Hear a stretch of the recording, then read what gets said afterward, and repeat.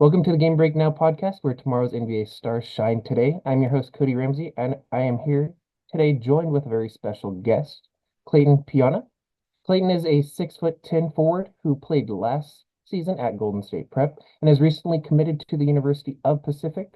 When analyzing Clayton's game, he stands out as an extremely mobile and athletic forward. He has shown the ball skills to become a perimeter threat while also demonstrating a willingness to battle down low and excel in traditional big man areas of the game. Clayton, thank you for joining us. Of course. Thank you for having me. I really appreciate it. Of course. In getting to know you, Clayton, tell me a little bit about your basketball journey and who or what got you started in the sport. Yeah, no. I started playing when I was 11. I started playing when I was 11, and I started taking it seriously when I was 13. It was my dad that got me into it. He'd been playing basketball when he was younger too, so he kind of got me into it. He's trying to get all his kids into it. I have three other siblings, but I was the one that kind of bought into it.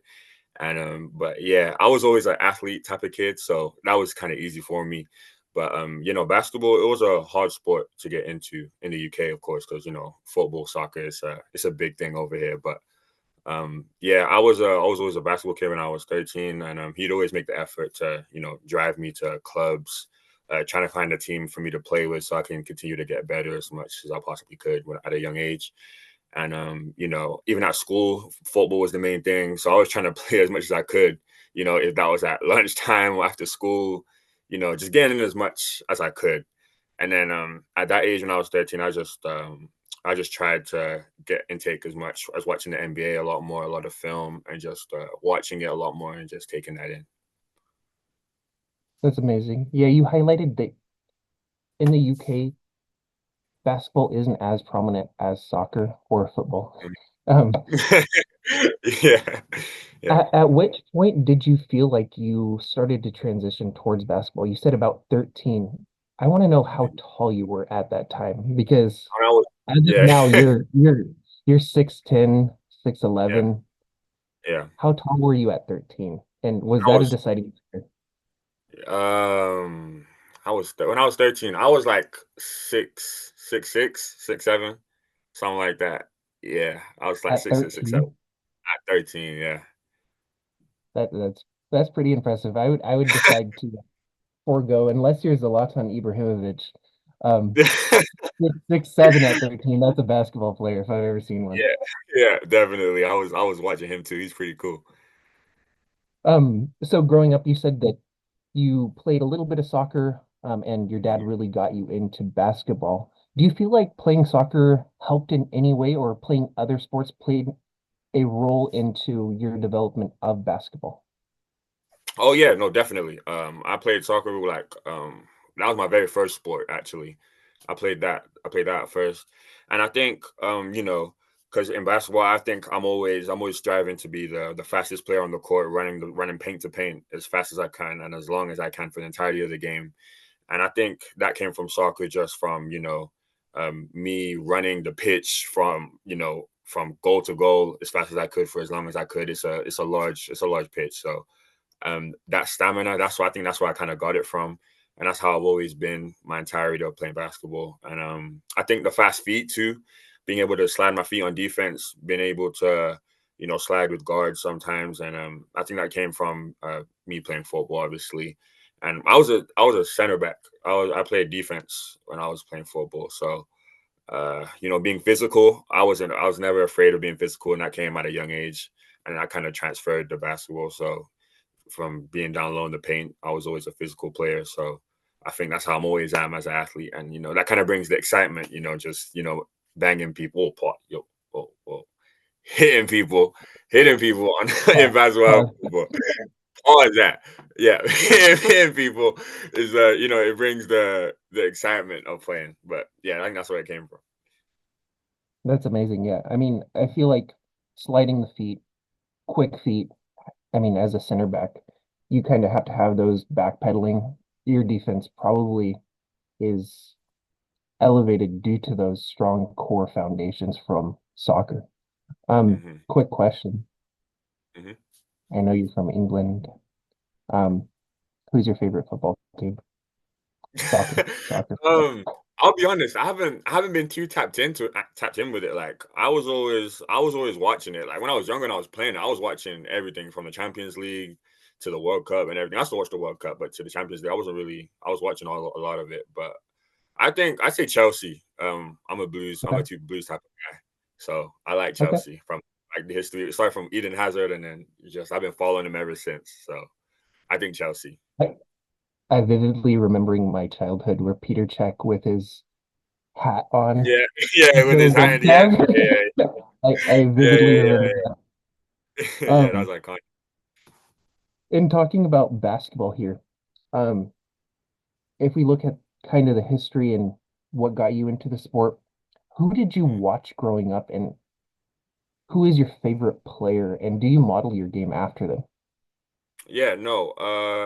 I have a couple guys actually. I say Anthony Davis, there's Kevin Garnett, there's Chris Bosh. And there's a guy entering the draft right now too, is Asa Newell, and who else? I say Marvin Bagley at Duke.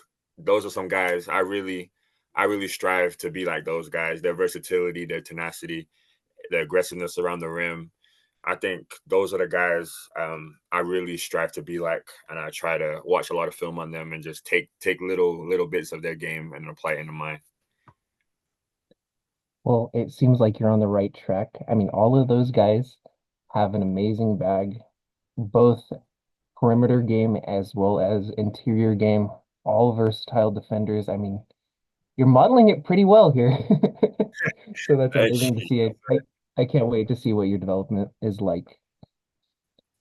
Thank you. Um, you mentioned what got you into the sport. Now tell me a little bit about your journey previous to GSP. And how do you feel Dream Vision AAU set you up for future successes? Yeah, no. So I was enrolled and I enrolled into a high school. My dad knew some people, and I kind of had interviews with them, and I got in contact with them, and then they eventually decided to enroll me into the school. Is Arrowhead Christian Academy. It's a small school, Redlands, California, but yeah, that's why I went to high school. And yeah, I came in as a sophomore. I didn't come as a freshman, but I came as a sophomore. And yeah, every year I was getting better. My role was expanding every year. My sophomore year, I was more of a piece and a role player to my seniors. I was just picking and stuff from to learn from them. And then my junior year, I moved up to like being one of the main guys, but still learning, but one of the main options. And then my senior year, I ended up being like I was looked at a leader and one of the main options on the team, and just uh, giving my younger guys something to take away when I'm not here. So something memorable. So that was something for me. My experience in high school it was great. It was nothing like England, but very different things. But yeah, no, I'm definitely grateful for it. But it was definitely an experience I'm thankful for, and it's helped me get to where I am today. That's amazing to hear. Um, Now fast forwarding to this last season, tell me about how you found GSP program and what drew you to that graduate prep program, Yeah, over others. yeah, no. Golden State Prep. They reached out to me, and they gave me an opportunity to showcase my skills and who I was on a bigger platform on a national schedule, which why I didn't have in high school. But yeah, they gave me that opportunity, and I had some conversations with my family, and we ended up deciding that was the best thing for me. And it ended up working out. It was a good thing. I'd be lying if I said I wasn't, kind of, do I want to go to college or do I want to go to prep? I was like, yeah, I'd be lying if I said I wasn't against it a little bit. But then looking at the bigger picture, it definitely helped me in the long run. Because I learned a lot while being there, just from the preparation, how college players prepare, how they like prepare themselves for the whole season, how they maintain what they have, and just being around better players every day, battling my teammates in practice, just pushing me to be the best version of myself every day. Even playing against prolific and some scrimmages, that that pushed me to be the best version of myself. And just having that mentality of being the best person that I can be every single day and putting in that work every single day, because everyone across the country is doing that. But if I'm doing it, I'm not worried about that. I'm just thinking about myself and working hard as much as I can every single day. 100%. It's important to not get caught up in everything.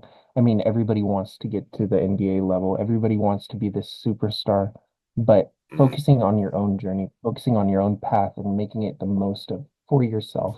You only have one shot, you only live one life, you run your own Hmm. race, and that's most of the time it's a marathon, not a sprint. So, Yeah, exactly. um, Yeah, I really want to say congratulations on your recent commitment to the University of Pacific. Now, tell thank me you. about that recruitment journey and what stood out to you ultimately in committing to the University of Pacific. Yeah. My recruitment journey, it's been a long one. It's been it's been very long, but it's been a great journey. I wouldn't have it any other way. Coming into high school, it didn't start off from early. I got my first offer, well, my summer going into my senior year. And yeah, no, it was definitely new for me and my family. Me and my family here in England, and my other family in Redlands, California. They Mr. and Mrs. King. It was definitely different for all of us. The from the phone calls to the coaches to the text messages from the coaches. Just seeing the different perspectives of what other colleges have to offer and just weighing them down. It was definitely new to all of us, and we was learning with each other. But I think what stood out to me with Pacific, it was the education. I'm very big on that. They gave me a great development plan of what they wanted me to be long term and what they were going to help me to be along that process. And the environment of the campus is a very quiet place in Stockton, in South Sacramento. So Stockton, it's very quiet, and it's not bad. I kind of like that. Like, it's not very upbeat. It's the scenery is very, like, quiet. I kind of like that. And just ultimately relationships that I was coming into that I built across the season with the assistant coaches and the head coaches. I've been in contact with them the entire time, and they've been rocking with me, trying to come to as much games as possible that they could, and they watched a lot of film on me, so that was a thing that I really value too. Obviously, Coach Smart, the head coach, he was previously at Texas Tech, and he ran a great program while he was there, and he just wanted another opportunity, which is why he's at Pacific. And his coaching that he done previously, his coaching history with the Great Britain team, that's pretty ironic. And the Canadian team, he's ran with a lot of Canadian pros like SGA, Jamal Murray, Dylan Brooks, a lot of them. And just his mind when it comes to the game, he's a great guy overall and wants the best for his players off and on the court. And he seems like a great family guy. So I feel like he will give me the best opportunity to better myself every single day, and that's why I chose UOP. 100% well stated there. It's very important to go into an advantageous environment to where you feel like you can succeed. Everything is about mindset, and it seems like you're going in there with an open mindset, a very confident mindset, and that's amazing, setting you up for future successes. Yeah, yeah, definitely. It seems like every single time I saw GSV post this season, you were highlighted. I'm not gonna lie. Um, Yeah, Usually with a double double, I'm not gonna lie. What yeah. were your stats from the season, if you have them off the top of your head? And how does that level, so the preparatory level, compare to other basketball you played before? No, okay. I think my stats. I average like 15 points per game, 11 rebounds per game, and like I think 3 blocks per game. I think those are my stats on the entirety of the season. And that was the role that I kind of embraced that my coaches gave to me. They'll as scoring and opportunities I'm giving, not pressing the issue, not forcing the issue, but just easy points around the rim, a jump shot here and there, grabbing as many rebounds as I could, fighting for it, crashing the boards offensively and defensively, and protecting the rim. And I think I've always been able to do that, but that's something I'm always going to take with me. But those are the 3 things that I really prided myself on, and I'm going to continue to do that. And everyone at the prep level was college ready at that time. Everybody was pro ready. Some of them were pro ready. Some of them were college ready at the time, and just playing with those guys on a weekly basis, traveling all over the country from East Coast to West Coast to Midwest, playing all those guys, it definitely gave me an idea of where I was going to be and where I wanted to be in the collegiate level and the pro level. And it prepared me well for that. Just seeing how this guy moves and seeing how this guy prepares before a game and how he recovers after a game, little stuff like that. I was watching and just trying to think about, okay, well, how can I do this for myself and how's this going to better me in the future? And yeah, it's definitely helping me in the long run for sure. That's amazing to hear. Now, looking at your entire basketball career, is there one moment that or accomplishment that has stood out Mm. above the rest? Hmm. I have to think about this one real. Actually, I think ultimately committing to D1 university. I think that's the main thing because D1 is out of high school. I think it's like 3% that come out of high school and that play D1. So that's ultimately a blessing in itself. And especially where I come from, it's Smethwick, England. Like it's so rare somebody's given the opportunity to play at that level of basketball, and just seeing everything and playing against those guys, it's like it's definitely a rare opportunity. And I think I sacrificed a lot to get here. Moving away from my family, just being in a new environment, a new culture, embracing that, just meeting a new people along the way.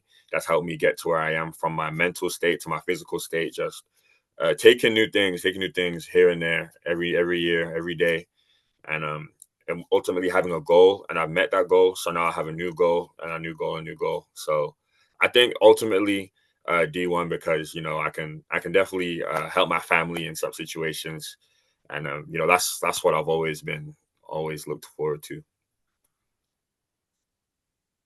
That's amazing to hear, and that is a huge accomplishment. I mean, I can only say how proud I am that you're getting the opportunity to do so. That's so amazing. Now looking at your basketball game currently, what do you feel like your greatest strength on the court is? Um, I think my motor was one of my greatest aspects. I think I pride myself in being in shape all the time. I pride myself in being able to run the floor as fast as I can for as long as I can every single game that I play. And that's a non-negotiable for me. That's always how I'm gonna be. That's never gonna change. And I think my defense, I think I pride myself on defense a lot, from guarding bigger guys, guarding smaller guys, moving my feet on the perimeter, protecting the rim. All those aspects of things, I'm talking on defense, all those type of things. I pride myself in adding those to my game every single night, every single game that I play. And I think my versatility, I'm getting there. I remember in high school, I wasn't much of a versatile guy because I was a lot taller than everybody in high school. So I just run from block to block and just bully everybody because I was a lot faster, stronger than everybody. But at the prep level, I'm learning to be a versatile four. Um, you know, uh, Doing stuff from the perimeter, facing up on the block, stuff like that, getting in my jump shots every now and then. I think those are stuff that I really pride myself in. But yeah, I think my versatility and my rebounding is something I pride myself in too. Grabbing as many boards as I possibly can, because those can change the tempo of a game. Those can change who wins the game and who loses the game. And yeah, I pride myself in getting 8, 9+ rebounds a game. So, I think those are my main strengths that I pride myself in. Those seem like rare intangibles that you can't teach. You can't teach motor. You can't teach work ethic. Those are really confounding things that, you know, everybody's looking for an energy guy. Everybody's looking for somebody to play defense. Everybody's looking for somebody to grab a rebound, to hustle. And you embody that so well. And I can't wait to see what your development looks like at the University of Pacific and in future endeavors. Now, if you were to highlight what you're working on the most in your game, what would that be? What I'm working on the most is my ball handling. That's my main goal. Being more comfortable with the ball in my hands, and being able to blow by my guy off the bounce, being able to shoot it at a high clip. Those are my main goals. I'm trying to embody that in my game, and just applying that and working on it every single day, so that I eventually get comfortable with it, and then I can just be the best possible version of myself. But those are the two things that I'm mainly working on. Perfect. That is great. I mean, somebody at your size and having that versatility and continuing to work, I mean, it's only setting up for future successes. Yeah, exactly. Now getting into something a little bit more lighthearted, we're gonna play a game here. All Start, right. bench, cut. Okay. Mm, Now yeah, I now I love want to that. see. I want to see the European English take on these NBA stars right now. Now, Okay. one of these guys you said was one of your favorite players, so I'm assuming that he might be still on your team. But we have Okay. Anthony Davis, Paolo Okay. Banchero, and Okay. Kevin Durant. Who are you going with? Start, Oh. bench, cut, right now, Oh. right now. Who Right they now. are right now. Because Kevin Durant blows everybody out of the water. We can both agree on that. Yeah, that's what I'm saying. It's But KD's KD. but 36, 37-year-old Kevin Durant, what is he looking like right now? Start, Uh-huh. bench, Anthony Davis, Paolo Banchero, Kevin Durant. Are they all healthy? They are all healthy, but they're in They're their all healthy. current state this season, but they're all healthy. Oh, this season they're all healthy. Okay. Okay, I have to start Kevin Durant because that's Kevin Durant. You can't like no matter what age he's gonna kill. Nobody can guard Kevin Durant. That's just what it is. Okay, and this is the hard part. Okay. Oh, I love Paolo's game too. He's been doing this from a rookie. Like this is crazy. But AD, I've been watching AD for a while. All right, okay, I'm a bench AD and I'm a cut Paolo. That's what I'm gonna do. I'm after rocking my guy AD. I love AD when he's You know, playing, of course. I can't Yeah. argue with that. That seems like the option I would do as well. I just had to throw Paulo in there. He's a younger guy. You never know. And he's a Yeah, bully. So exactly. I have to. I have to. so in getting to know a little bit more about you, Hmm. what's your go-to song before a game? What gets you going? Hmm. See, I know the regular thing that the common thing is like a lot of people listen to like rap music and stuff and all that. I'm not like I do sometimes. It depends what type of game it's going to be. What I know what type of game it's going to be. I'll do that. But on a regular basis, I'm more mellow vibes, on a lot of chill vibes. I like a lot of old school stuff like 90s R&B. I listen to what like there's Usher, there's Ashanti, there's Jasmine Sullivan. There's Anthony Hamilton. I listen to those. And then what else? I listen to Brent Fayez. He's my favorite artist. I love Brent Fayez. Okay. And I'll say Okay. like, yeah, there's Daniel Caesar, there's Bryson Tiller, there's Rod Wave. I love Rod Wave before a game. I will say that I love some Rod Wave before a game. He be talking that truth sometimes. I love some Rod Wave. Uh, But those are like that's the main type of vibes I'm on before a game. And then when I'm in the game, I'm all amped up, I'm all energized, I'm all good after that. So I think that's what I'm more into. I love to hear that. No, I mean, that sounds like your vibe. You're just more laid back R&B, some old school stuff. I mean, I can't disagree with any of those. I mean, they're in my playlist, so um I'm Yeah. not going to disagree with any of that. Um Now looking at your pregame ritual or superstitions, do you have any before a game or do you have any kind of superstitions that tie your right shoe first? You wear the same Mhm. socks. You hear some of Yeah, these yeah. stories. Do you have any of those? Okay, so I think everybody does. I need a pregame nap. I need that like an hour nap before like 2 3 hours before tip off. I need that. And then I wear two regular Nike socks, and then I wear the same like Adidas sock over that. So I always double sock, but it's always the same Adidas white sock that I gotta wash and then I wear it for next game. But I gotta wear those because they make my feet feel great. So I probably do those. I think that's it. I'll double sock and I need a pregame nap. That's all it is for me. Hey, if it works, it works. Don't fix it. Yeah, You know. hey, if it works, Um, so on a more personal note, we're gonna kind of get into what you would be doing if you weren't playing basketball. You said that you looked highly into academics at the University of Pacific and that was kind of an intriguing point. What would you be doing if you weren't pursuing a basketball career? um, I've been recently I've been looking into the obviously the education side because that's important. I see that, so but I think when I was younger, I was really into music, like playing instruments. I play the drums and I used to play the keyboard, so I'm really into those type of things. So I'd probably be more looking to the musician type of things because I'm really in tune with music. I love music, so I'd probably try to play as many instruments as I could. get some singing lessons or something. I do anything as I could to get involved into that because I love music. So I'll probably say I'd represent a musician career probably.